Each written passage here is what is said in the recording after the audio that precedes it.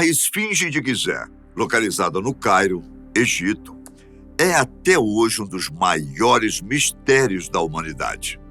Mas graças a pesquisas mais antigas, estudiosos modernos parecem ter encontrado o verdadeiro propósito de um dos mais belos e maiores monumentos antigos do planeta. Olá, tudo bem? Eu sou Ivan Lima e seja bem-vindo ao canal Fatos Desconhecidos. Bom, se é a sua primeira vez aqui, inscreva-se e ative o sininho das notificações para receber as novidades do canal, combinado? Dito isso, vamos fazer o seguinte? Vamos para o Egito, para a Esfinge de Gizé. Será o que foi descoberto até agora? Vamos saber? O primeiro mistério acerca da Esfinge está em sua idade. Há uma teoria bem aceita pela maioria dos egiptólogos que diz que a Esfinge teria 4.500 anos de existência, isto é, teria sido construída por volta do ano 2500 a.C., praticamente a mesma idade das pirâmides, durante o reinado do faraó Khafre. Outro mistério está relacionado à face da Esfinge. Afinal, de quem é o rosto que foi esculpido nela? Inicialmente, pensavam tratar-se do rosto de um leão, acompanhando o corpo. Porém, vieram estudiosos dizendo que não, que, na verdade, tratava-se de um rosto feminino, mas nunca conseguiram relacionar a face a alguma personagem da história egípcia. Novos estudos foram feitos e descobriram que o rosto era do próprio faraó Khafre. Essa conclusão surgiu após terem encontrado a falsa barbicha que o faraó usava, além da cobra que adornava seu nemi. Nemi era o nome dado ao tipo de chapéu que os faraós usavam. Estudos mais recentes sobre a degradação da gigante escultura apontaram que a Esfinge passou por uma espécie de erosão hídrica, isto é, sofreu degradação pela ação da água. Mas olha, que coisa estranha, não? Como assim? Se no deserto não chove? O geólogo americano Robert Schoch concluiu que a construção da Esfinge foi entre os anos 7.000 e 5.000 a.C. Conclusão essa que foi reforçada pelo geofísico Thomas Dobek. Em 1996, Graham Hancock e Robert Bauval publicaram A Mensagem da Esfinge, endossando a teoria da erosão hídrica de Schoch. Porém, eles propuseram que o ano 10.500 a.C. fosse mais apropriado. O egiptólogo Mustafa Gadala também concordou com a teoria da erosão hídrica, adicionando ainda que a última era do gelo ocorreu entre 15.000 e 10.000 a.C. Ora, se a teoria da erosão hídrica for mesmo verdadeira, é possível que a Esfinge e, quem sabe, as pirâmides sejam muito mais antigas do que os estudos apontaram até agora. É evidente que, assim como as próprias pirâmides não foram construídas simultaneamente, e sim, durante o reinado de cada um dos faraós, a própria Esfinge pode ter sido esculpida em época diferente das pirâmides que a cercam. E, pelo jeito, muito antes da maioria delas. Só que os mistérios não param por aí. Você sabia que o rótulo de Esfinge foi dado pelos gregos? De fato, a história só conhece o monumento pelo nome atual por causa dos gregos. Esfinge se refere a um ser com corpo de leão, asas de águia e cabeça de mulher, segundo a mitologia grega. Isto é, o nome original da Esfinge é completamente ignorado, pois não há um documento sequer falando a respeito. E o que havia, ao que parece, sumiu sem deixar vestígios. Bom, em sua passagem pelo Egito, o historiador e geógrafo grego Heródoto descreveu a existência de um labirinto com tamanho impressionante que continha até 1.500 salas e câmaras subterrâneas, além de um enorme complexo megalítico multinível sob as pirâmides de Gizé, que dizia ter pelo menos 15 mil anos de idade.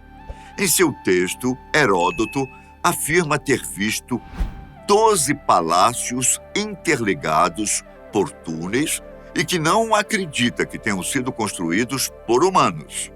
Defende ainda que no interior havia uma pirâmide de 73 metros de altura, com grandes figuras de animais esculpidos, além de uma passagem que ligava essa pirâmide às outras do platô de Mênfis.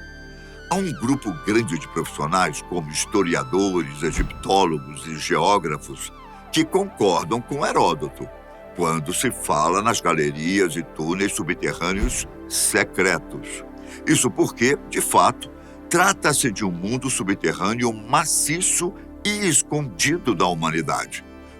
Uma vez que toda a região de Mênfis, onde o Planalto de Gizé está situado, é consideradamente rica em câmaras subterrâneas, passagens, salas secretas e leitos de rios já secos, conforme já foram mapeados por radares de profundidade desde 1978. Assim como Heródoto, um filósofo neoplatonista sírio chamado Jâmblico de Apamea falou também sobre galerias, além de uma entrada através do corpo do colosso agachado, como ele mesmo se referiu ao monumento. De acordo com ele, a entrada poderia ser encontrada em meio ao lixo e à areia, entre as pernas dianteiras do monumento. Em um determinado trecho ele disse: "Foi anteriormente fechada por uma porta de bronze, cuja mola secreta só poderia ser operada pelos magos. Na barriga da esfinge foram cortadas galerias que levaram à parte subterrânea da Grande Pirâmide. Essas galerias cruzavam-se de forma tão artística ao longo do curso para a pirâmide, que ao entrar na passagem sem um guia por toda a rede, uma pessoa voltava inevitavelmente ao ponto de partida."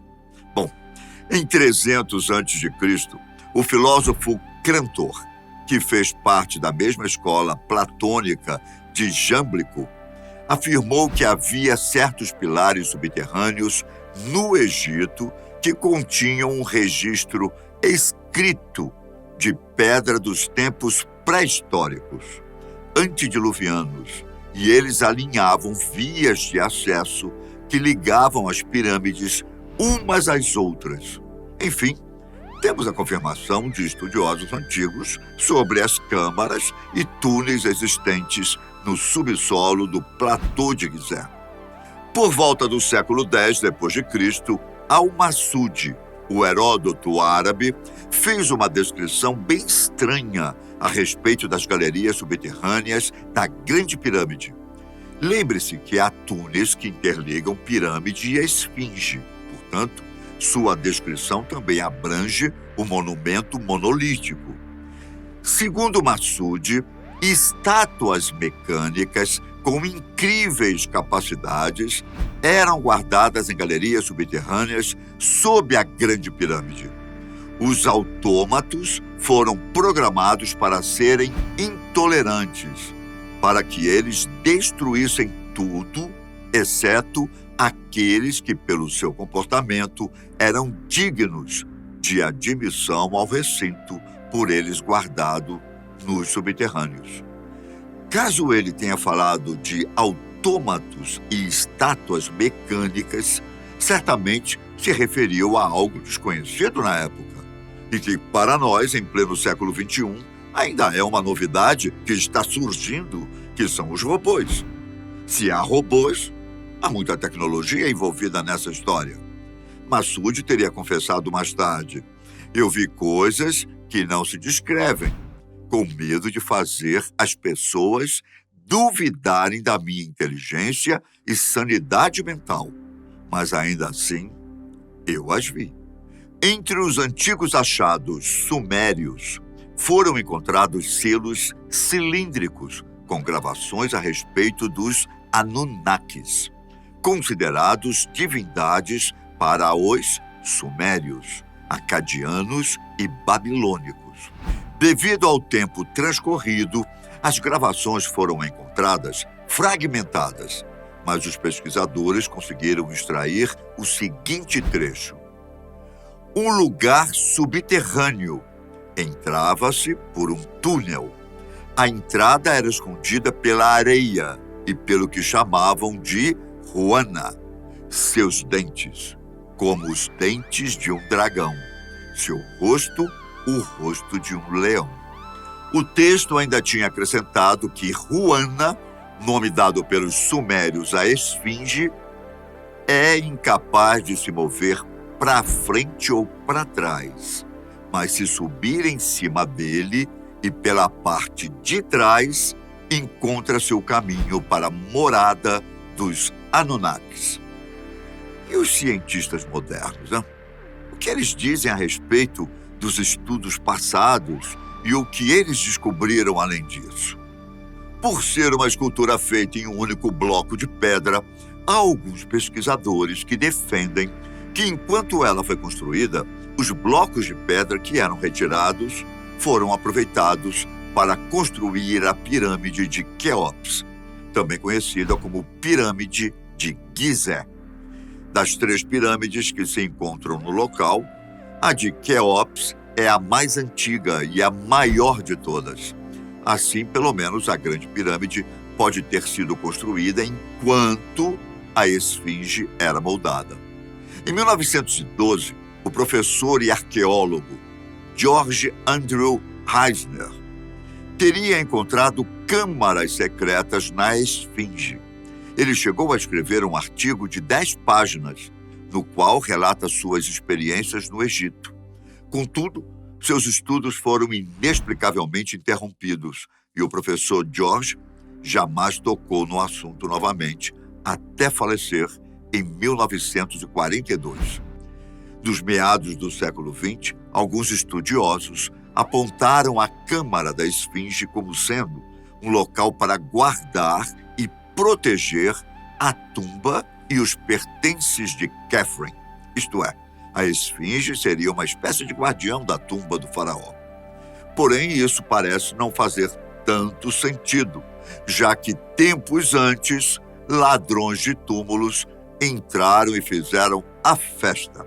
Levaram tudo que puderam levar, desde artefatos até a própria múmia do antigo faraó. O famoso egiptólogo Dr. Zahi Hawass é um dos pesquisadores mais proeminentes no estudo da esfinge de Gizé. Desde que trabalhadores descobriram a passagem que, pelo visto, leva até as profundezas do corpo do monumento, ele disse ter ficado intrigado e curioso a respeito de quem construiu a passagem e o motivo por trás dessa construção. Além disso, indagou-se sobre até onde essa passagem iria e onde chegaria. Só que pedras enormes, que até hoje não foram removidas, bloqueavam essa passagem. Pesquisas recentes usaram câmeras de vídeo para registrar o interior não acessível da esfinge. Porém, mais uma vez, e também de forma misteriosa, tais pesquisas foram interrompidas. Talvez pelo governo egípcio, que não deseja que seus segredos sejam revelados. Até o momento, o que temos são mais perguntas do que respostas, mas os túneis e galerias estão lá. Algumas partes ainda não exploradas, também devido às interrupções das pesquisas. Devem conter a chave para esse grande mistério de 15 mil anos, não? De acordo com alguns pesquisadores, e comigo também. É uma pena a história não ter a confirmação do que há lá dentro, mas quem sabe, hein? Dentro de alguns poucos anos, a resposta não chega até nós, hein? Não é? Eu sou muito curioso. Por hoje é só. Deixa aí nos comentários sua opinião sobre o Enigma de Gizé. É sempre bom ler as opiniões dos nossos inscritos. Obrigado por me acompanhar até aqui e não se esqueça do joinha, ok? Fiquem com Deus, um grande abraço. Tchau!